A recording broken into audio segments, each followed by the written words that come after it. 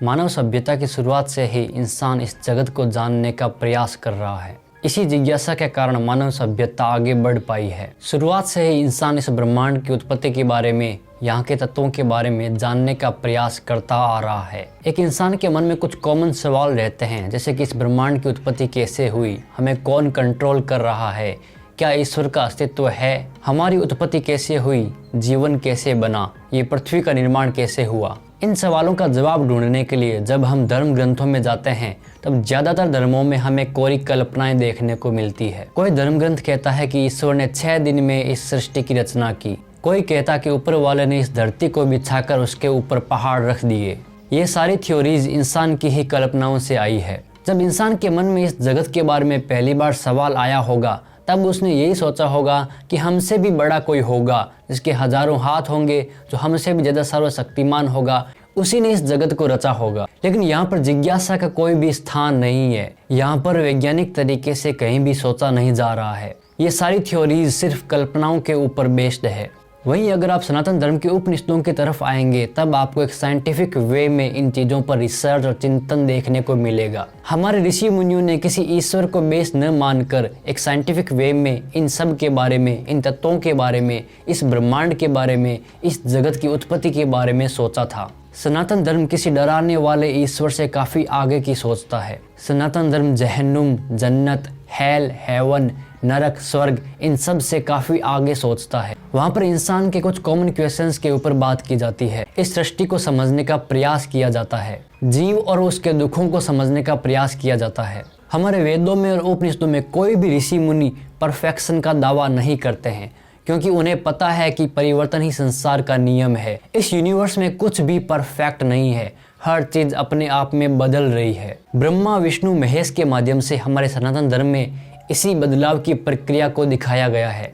हर theory के आगे, हर सिद्धांत के आगे हमारे ऋषि मुनि नेति लगाते थे, यानी कि इतना ही नहीं बल्कि इससे भी आगे। यानी कि हर सिद्धांत को समझने की संभावनाएं, पॉसिबिलिटीज मौजूद हैं। कोई भी सिद्धांत, कोई भी विचारधारा, कोई भी धर्म एक पॉइंट पर आकर रुक नहीं जाना चाहिए। उपनिषदों में ब्रह्मांड के निर्माण में योगदान देने वाले कुछ तत्वों के बारे में भी बात की गई है। वहाँ पर क्रम से जल, वायु, तेज, अग्नि, अंतरिक्ष, इन सब तत्वों की उत्पत्ति के बारे में भी बताया गया है। उपनिषदों में बाकी धर्मों की तरह कुछ कट्टर विचारधाराएं नहीं डाल दी गई हैं, बल्कि उनमें संशोधन संभव है, उनके ऊपर रिसर्च संभव है, उनमें बदलाव संभव है। वहाँ पर ऐसा बिल्कुल भी नहीं कहा गया कि किसी ने 6 दिन में, 7 दिन में या 10 दिन में इस दुनिया को बनाया होगा। वहाँ पर इंसान की जिज्ञासा के बारे में बात की गई है। उसके इस यूनिवर्स को समझने के प्रयास को दिखाया गया है।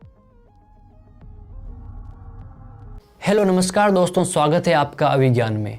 मैंने अपने पिछले कई वीडियोस में इस ब्रह्मांड के बारे में, उत्पत्ति के बारे में, प्रलय के बारे में, ईश्वर के बारे में, हमारे उपनिषद क्या कहते हैं, इन चीज़ों पर बात की है। इस वीडियो में उपनिषदों से हम अलग अलग श्लोकों के माध्यम से समझने का प्रयास करेंगे कि उपनिषद इस ब्रह्मांड के कुछ एलिमेंट्स पर क्या कहता है। जल, वायु, अग्नि, अंतरिक्ष, इन सब तत्वों के बारे में उपनिषदों में बात की गई है। वहाँ पर प्रयास किया गया है इस सृष्टि को समझने का, इसके तत्वों को, इसके एलिमेंट्स को समझने का। इन तत्वों की उत्पत्ति का क्रम अलग अलग उपनिषदों में अलग अलग हो सकता है, क्योंकि हमारे ऋषि मुनि अलग अलग तरीकों से रिसर्च करते थे। उनके बीच में कोई भी संघर्ष नहीं था।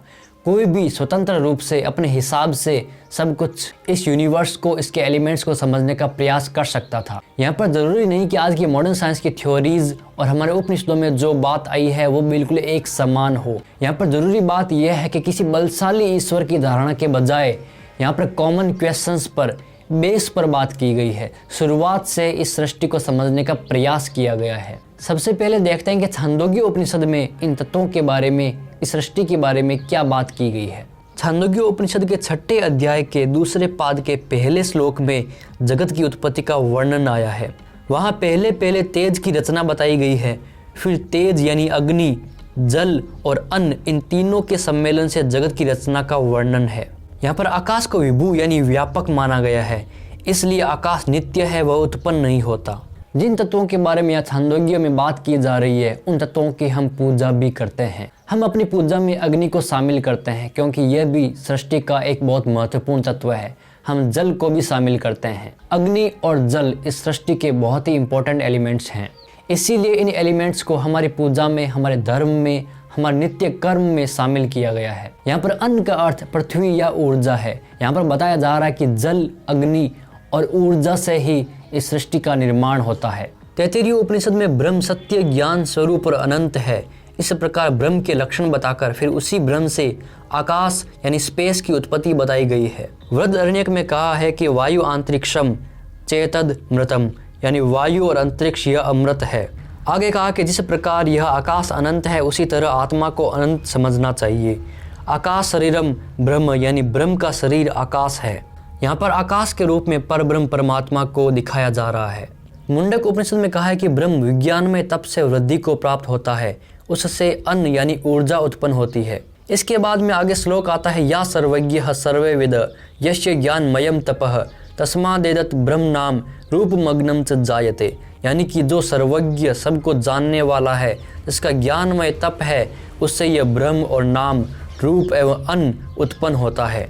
यहाँ पर उस पर ब्रह्म परमात्मा से सब कुछ उत्पन्न होने की बात कही जा रही है। वैसे तो उस पर ब्रह्म परमात्मा की कोई भी परिभाषा नहीं है। कोई भी परिभाषा आप देंगे तो उसे नेति उसके आगे लगाया जाएगा, यानी कि इतना ही नहीं, इतना ही नहीं, यानी कि वो पर ब्रह्म परमात्मा अनंत है। लेकिन यहाँ पर कुछ उपमाओं के माध्यम से, कुछ रूप नाम के माध्यम से उसे समझाने का प्रयास किया जा रहा है। यहाँ पर हम उस पर ब्रह्म को सुप्रीम एलिमेंट भी कह सकते हैं, जो कि उत्पन्न नहीं होता, जो अनादि है, अनंत है, बल्कि इससे सब कुछ उत्पन्न होता है। ब्रह्म सूत्र में आता है कि असंभवस्तु सतो अनुपपतेह, यानी जिस पूर्ण ब्रह्म परमात्मा का श्रुति में जगह जगह सत नाम से वर्णन आया है और जो इस जड़ चेतनात्मक जगत का परम कारण माना गया है, उसे छोड़कर इस जगत में कोई भी तत्व ऐसा नहीं है जो उत्पत्तिशील ना हो।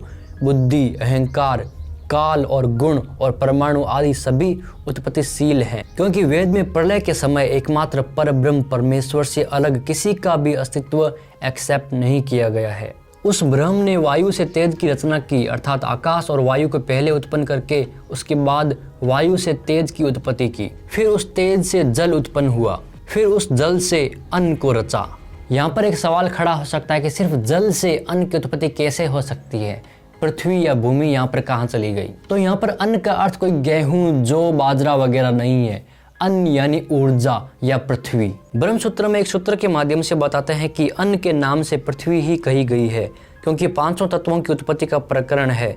उसमें बताया हुआ काला रूप भी पृथ्वी का ही माना गया है, तथा दूसरी श्रुति में भी जल से पृथ्वी की ही उत्पत्ति बताई गई है। यह अन्न शब्द पृथ्वी का ही बोधक है, क्योंकि यह तत्वों की उत्पत्ति का प्रकरण है।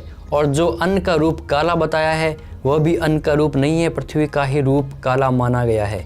इसके सिवा तैत्तिरीय उपनिषद में भी जहाँ इस क्रम का वर्णन है, वहाँ भी जल से पृथ्वी का उत्पन्न होना बताया है। उसके बाद पृथ्वी से औषधि और औषधि से अन्न की उत्पत्ति का वर्णन है। छांदोग्य के एक प्रकरण में यह बात कही गई है कि यत्र क च वर्षति तदेव भूमिष्ठ मग्नम भवति, यानी जहाँ जहाँ जल अधिक बरसता है वहाँ वहाँ अन्न की उत्पत्ति अधिक होती है। इसका भी यही भाव है कि जल के संबंध से पृथ्वी में पहले औषधि यानी अन्न का पौधा उत्पन्न होता है और उससे अन्न उत्पन्न होता है। यहाँ पर ब्रह्मसूत्र के रचनाकार खुद ही एक प्रश्न उठाते हैं कि उस पर ब्रह्म से ही सभी तत्वों की उत्पत्ति होती है या एक एक तत्व से फिर अलग अलग तत्वों की उत्पत्ति होती रहती है। इसका उत्तर देते हुए कहते हैं कि उन तत्वों के भली भांति चिंतन करने का कथन होने से ही यह सिद्ध होता है कि वह परमात्मा ही उन सब की रचना करता है। यहाँ बार बार कार्य के चिंतन की बात कही गई है। वह चिंतन रूप कर्म जड़ में संभव नहीं है। कॉन्शियस यानी चेतन परमात्मा में ही संगत हो सकता है। इसलिए यही सिद्ध होता है कि वह परमात्मा स्वयं ही उत्पन्न किए हुए पहले तत्व से दूसरे तत्व को उत्पन्न करता है। इसलिए मुख्य रूप से सबकी रचना करने वाला वह पूर्ण ब्रह्म परमेश्वर ही है। आगे उपनिषदों में जगत की उत्पत्ति का जो क्रम बताया गया है, इससे विपरीत क्रम प्रलय काल में होता है। यानी कि प्रारंभिक सृष्टि के समय ब्रह्म से आकाश, वायु, तेज, जल और पृथ्वी आदि के क्रम से जगत की उत्पत्ति होती है।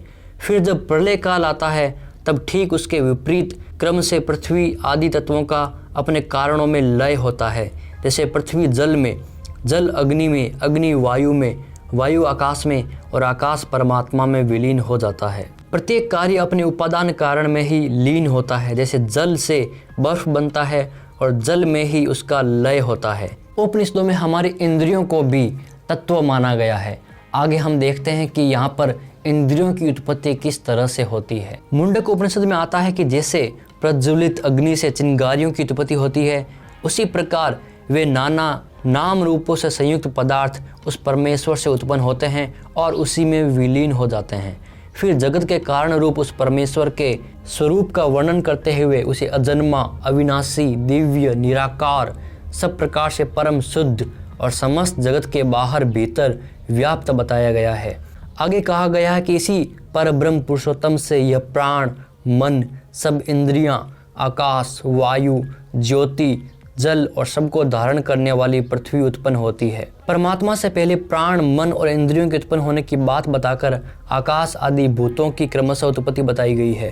अतः परमात्मा और आकाश के बीच में मन, इंद्रियों का स्थान निश्चित है। यहाँ पर जिस परब्रह्म परमात्मा के बारे में बात की जा रही है वो दूसरे धर्मों की तरह कोई शक्तिशाली, कोई डराने वाला ईश्वर नहीं है। यहाँ पर उसे अजन्मा, निराकार, अनादि, परम शुद्ध और सबसे परे बताया गया है। यहाँ पर जो हमारी अलग अलग इंद्रियां हैं, जो हमारे अलग अलग सेंसेस है, जो हमारी कॉन्शियसनेस है, उनकी उत्पत्ति भी उस सुप्रीम एलिमेंट से ही होती है, इस बारे में बात की जा रही है। यहाँ पर दूसरे धर्मों की तरह ऐसे नहीं बताया जा रहा है कि उस परमात्मा ने इतने दिनों में इन सब को बना दिया। यहाँ पर उन सब का क्रम भी बताया जा रहा है कि किन किन तत्वों का, किन किन एलिमेंट्स की उत्पत्ति किस किस क्रम से हुई थी।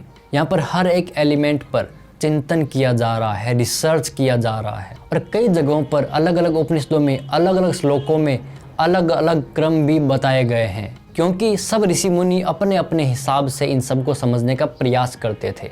यहाँ पर कोई भी अपने सिद्धांत को किसी पर थोपता नहीं था, सब आज़ादी से अपने हिसाब से समझने की कोशिश करते थे। आगे उपनिषदों के ऋषि मुनि अपने ही सिद्धांतों पर सवाल उठाकर उसका समाधान करने की कोशिश करते हैं। वो सवाल उठाते हैं कि अगर अलग अलग तत्वों की तरह जीव की भी उत्पत्ति होती है तो फिर अलग अलग उपनिषदों में, श्लोकों में जीव को अविनाशी और अजन्मा क्यों कहा गया है? वो तो जन्म मरण से रहित है, फिर उसकी उत्पत्ति कैसे होती है? यहाँ इसका उत्तर देते हुए कहते हैं कि यह जीवात्मा वास्तव में सर्वथा शुद्ध परमेश्वर का अंश और जन्म मरण से रहित विज्ञान स्वरूप नित्य अविनाशी है, इसमें कोई शंका नहीं। तो भी यह अनादि परंपरागत अपने कर्मों के अनुसार प्राप्त हुए स्थावर यानी वृक्ष, पहाड़ आदि, जंगम यानी देव, मनुष्य, पशु पक्षी आदि शरीरों के आश्रित है, उनके साथ तद्रूप हो रहा है। मैं शरीर से सर्वथा भिन्न हूँ, इससे मेरा कोई संबंध नहीं है, इस तत्व को नहीं जानता। इस कारण उन शरीरों के जन्म मरण आदि को लेकर गौण रूप से जीवात्मा का उत्पन्न होना श्रुति में कहा गया है। कल्प की शुरुआत में इस जड़ चेतनात्मक अनादि सिद्ध जगत का प्रकट हो जाना ही उस परमात्मा से इसका उत्पन्न होना है और कल्प के अंत में उस परमेश्वर में विलीन हो जाना ही उसका लय है। इसके सिवा परब्रह्म परमात्मा किन्हीं नए जीवों को उत्पन्न करते हैं ऐसी बात नहीं आती। इस तरह स्थूल, सूक्ष्म और कारण इन तीन तरह के शरीरों के आश्रित जीवात्मा परमात्मा से उत्पन्न होना और उसमें विलीन होना श्रुति में जगह जगह कहा गया है। जीवों को भगवान उनके परंपरागत संचित कर्मों के अनुसार ही अच्छी बुरी योनियों में डालते हैं। ब्रह्मसूत्र में कहते हैं कि जीवात्मा वास्तव में उत्पन्न नहीं होता, क्योंकि श्रुति में कहीं भी जीवात्मा की उत्पत्ति नहीं बताई गई है। इसके सिवा उन श्रुतियों में ही इसकी नित्यता सिद्ध की गई है। मुंडक उपनिषद में जो अग्नि के दृष्टांत से नाना भावों की उत्पत्ति का वर्णन है वह पूर्व सूत्र में कहे अनुसार शरीरों की उत्पत्ति को लेकर है। छांदोग्य उपनिषद में सजीव वृक्ष के दृष्टांत से श्वेत केतु को समझाते हुए उसके पिता ने कहा है कि जीवोपेतम वाव किलेदम श्रिये न जीवो श्रियेत, अर्थात जीव से रहित हुआ यह शरीर ही मरता है, जीवात्मा नहीं मरता। कट उपनिषद में कहा है कि यह विज्ञान स्वरूप जीवात्मा न तो जन्म लेता है और न ही मरता है, यह अजन्मा, नित्य, सदा रहने वाला और पुराण है, यानी शरीर का नाश होने पर इसका नाश नहीं होता। कट उपनिषद में कहा गया कि मरने के बाद इन जीवात्माओं में से अपने अपने कर्मों के अनुसार कोई तो वृक्ष आदि अचल शरीर को धारण कर लेते हैं और कोई देव, मनुष्य, पशु पक्षी आदि जंगम शरीरों को धारण कर लेते हैं। प्रश्न उपनिषद में कहा गया कि यदि कोई इस ओमकार को ही दो मात्राओं को लक्ष्य करके मन में ध्यान करता है तो यजुर्वेद की श्रुतियाँ उसे अंतरिक्षवर्ती चंद्रलोक में ऊपर की ओर ले जाती हैं। वहाँ स्वर्ग लोक में नाना प्रकार के ऐश्वर्य का भोग करके वो वापस मृत्यु लोक में लौट आता है। यहाँ पर हमारे अहंकार की, हमारे अहम की, हमारे इंद्रियों की हमारी वासनाओं और इच्छाओं की बात की गई है कि वो वापस मृत्यु लोक में आती रहती है। यानी कि इंसानी शरीर तो मरता रहता है, खत्म होता रहता है, लेकिन उसकी वासनाएं, उसकी इच्छाएं, उसका अहम इस पृथ्वी पर अलग अलग जीवों के माध्यम से पैदा होता रहता है। ये जो अहम है, इसी का पुनर्जन्म होता रहता है। यह इस माया के कारण, प्रकृति के कारण उस हायर कॉन्शियसनेस को प्राप्त नहीं कर पाता और यहीं इसी प्रकृति में फंसा रह जाता है। इस वीडियो में हमने देखा कि उपनिषदों में अलग अलग एलिमेंट्स के बारे में, ब्रह्मांड की उत्पत्ति के बारे में क्या क्या बात की गई है। सो उम्मीद करता हूँ कि आपको उपनिषदों से काफ़ी कुछ नया सीखने को मिला होगा और कुछ अलग हटकर सीखने को मिला होगा। सनातन के मूल ग्रंथ यानी उपनिषद बाकी धर्म ग्रंथों से और बाकी धर्मों से काफ़ी अलग हटकर सोचते हैं। वो उन चली आ रही सड़ी गली परंपराओं के ऊपर आश्रित नहीं रहते हैं जो बाकी जगहों पर हमें दिखाई देती है। सनातन धर्म में अलग सोचने वाले के लिए कोई भी सज़ा नहीं है। जिस तरह से मध्यकाल में कई वैज्ञानिकों को यूरोप में ईसाइयों द्वारा जला दिया गया था क्योंकि वो बाइबल की अगेंस्ट बातें कर रहे थे। जो बाइबल में लिखा है उसके अलावा अलग बातें, अलग थ्योरीज लेकर आ रहे थे, इसीलिए उन्हें सज़ा दी गई। लेकिन सनातन धर्म में ऐसा कोई भी उदाहरण आपको देखने को नहीं मिलेगा। अगर कोई ऐसा अपवाद मिलता भी है तो उसका सनातन धर्म से, उपनिषदों से कोई भी संबंध नहीं है। इंडिविजुअली या लोग अपने स्वार्थ के लिए कट्टर विचारधारा धारण कर लेते हैं, लेकिन सनातन काफ़ी ज़्यादा ओपन है, काफ़ी ज़्यादा डायनेमिक है। यहाँ पर हर सिद्धांत की, हर थ्योरी की पॉसिबिलिटीज़ कायम रहती है। सनातन धर्म वो अनंत नदी है जिसका कोई भी अंत नहीं है। वो कोई भी समुद्र में जाकर नहीं मिल जाती। वो अनंत रूप से हमेशा बहती रहती है। वो कभी रुकती नहीं है। वो परिवर्तनशील है। वो कहती है कि परिवर्तन ही संसार का नियम है। सो फिलहाल इस वीडियो में इतना ही। मिलते हैं किसी और वीडियो में नए टॉपिक के साथ में, नई जिज्ञासा के साथ में। तब तक के लिए जय हिंद, जय भारत, जय श्री राम।